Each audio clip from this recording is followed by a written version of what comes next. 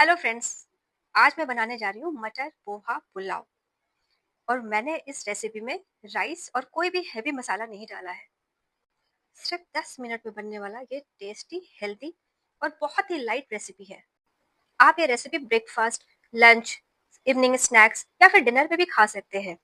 अगर आप कोई डाइट कर रहे हैं तो आप ये पोहा खा सकते हैं। ये हाई प्रोटीन है, इसमें आप और भी वेजिटेबल्स भी ऐड कर सकते हैं, पर मैं तो इसे मटर के साथ ऐसे ही बनाना प्रेफर करती हूँ। ये मेरा बहुत ही फेवरेट रेसिपी है।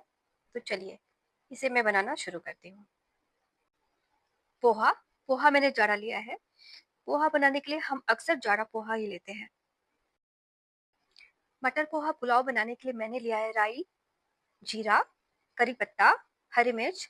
हरी मिर्च मैंने 4 लिया है। आप जितना तीखा खाते हैं उसके अकॉर्डिंगली आप मिर्च ले सकते हैं। एक मीडियम साइज का प्याज लिया है मैंने। एक टमाटर लिया है। यहाँ हम नींबू यूज नहीं करेंगे क्योंकि ये पुलाव है, मैंने आपको पहले ही बोला था। तो एक टमाटर लिया है मैंने। फ्रेश मटर लिया है। आप चाहे तो फ्रोजन मटर भी ले सकते हैं, लेकिन मैं तो यही बोलूंगी कि अभी मटर का सीजन है तो आप फ्रेश मटर लीजिए, इससे टेस्ट बहुत अच्छा आता है। और धनिया पत्ता लिया है मैंने, जो एंड में डालेंगे। तो चलिए मैं अपनी रेसिपी बनाना शुरू करती हूँ। प्याज को बारीक टुकड़ों में कट कर लेंगे।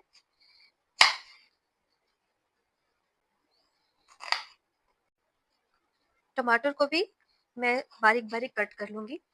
और एक और बात मैं आपको बताना चाहती हूँ कि ये सारी सब्जियां मैंने ऑलरेडी वॉश कर ली। 2 हरी मिर्च को मैं बारीक बारीक कट करूंगी।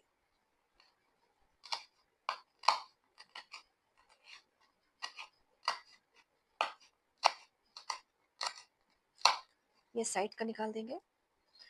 और 2 हरी मिर्च को मैं बीच से कट करूंगी। धनिया पत्ता को भी बारीक बारीक चॉप कर लिया है मैंने। तो मैंने कढ़ाई चढ़ा दी है और इसे थोड़ा सा गर्म होने देंगे। कढ़ाई अभी गर्म हो गया है। अब इसमें थोड़ा सा ऑयल डालूंगी।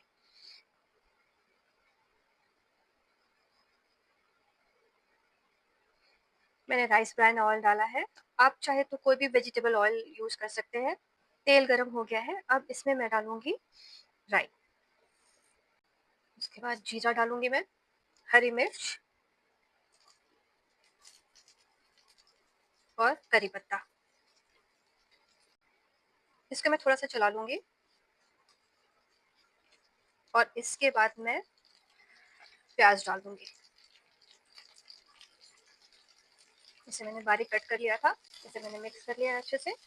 और हल्का सा रोस्ट हो जाए प्याज, तब तक मैं पूरा सही से ढक देती हूँ। अब इसमें मैं मटर डाल दूंगी और इसको भी अच्छे से मिक्स कर लूंगी। और आप याद रखिएगा कि आप आंच को मीडियम पर ही रखेंगे। हल्का सा भूनने के बाद अब मैं इसमें टमाटर डाल दूंगी और इसको अच्छे से चला लेना है। अब इसमें थोड़ा सा नमक ऐड कर दूंगी ताकि मसाले में अच्छे से नमक चला जाए। फिर इसे थोड़ा मिला देते हैं और थोड़े टाइम के लिए इसे वापस ढक दूंगी ताकि ये थोड़ा अच्छे से पक जाए। जब तक पोहे का मसाला भुन रहा है तब तक मैं पोहे को अच्छे से पानी डालकर 2-3 पानी से इसे अच्छे से धोऊंगी। अब इसे मैं स्ट्रेनर से छान लूंगी।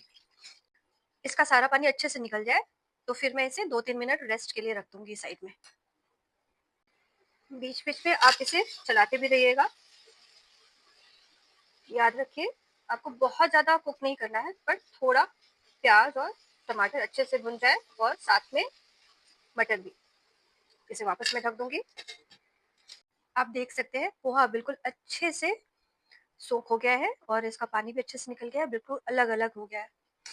अभी थोड़ा सा धीमी आंच करके मैं इसको और अच्छे से भून लूंगी। काफी हद तक ये भुन गया है। धीमी आंच में थोड़ा सा पकने देते हैं। तो पोहे का मसाला बिल्कुल रेडी है, अच्छे से भुन गया है। और अब मैं इसमें पोहा मिक्स कर दूंगी। पोहा को अच्छे से मिला लूंगी। इसमें थोड़ा सा नमक ऐड कर दूंगी। मैंने मसाला में नमक तो डाला ही था, पोहे में भी थोड़ा सा नमक ऐड करूंगी और इसको अच्छे से मिला दूंगी। देख रहे हैं मसाला के साथ पोहा कितनी अच्छी तरह से मिल गया है। और इसको मैं थोड़े टाइम के लिए और ढक दूंगी, ज्यादा नहीं, 15-20 सेकंड के लिए। ढक्कन हटा लिया है मैंने। तो मटर पोहा पुलाव रेडी है, आप देख सकते हैं बिल्कुल खिला खिला पोहा बना है। गर्मा गर्म मटर पोहा पुलाव। अब मैं इसे एक बोल में सर्व कर लूंगी। मटर पोहा पुलाव खाने के लिए बिल्कुल रेडी है। और अब मैं इसके ऊपर धनिया पत्ता डाल दूंगी। आप इसे दही के साथ भी खा सकते हैं, चटनी के साथ भी खा सकते हैं, या फिर चाय के साथ भी आप खा सकते हैं। मुझे तो चाय के साथ पोहा खाना बहुत ही पसंद है। तो कैसी लगी आपको मेरी ये क्विक और हेल्दी रेसिपी? अगर आपको मेरी ये रेसिपी पसंद है तो आप इसे ज़रूर ट्राई कीजिएगा। और मेरे इस नए चैनल अपना वाला रेसिपी को लाइक और सब्सक्राइब ज़रूर कीजिएगा। अगर आपको कोई और भी रेसिपी अच्छी लगती है तो प्लीज़ कमेंट में ज़रूर बताइएगा, मैं उसे अपने स्टाइल से आपको बनाकर ज़रूर दिखाऊंगी। मिलते हैं अगले ब्लॉग में एक नई रेसिपी के साथ।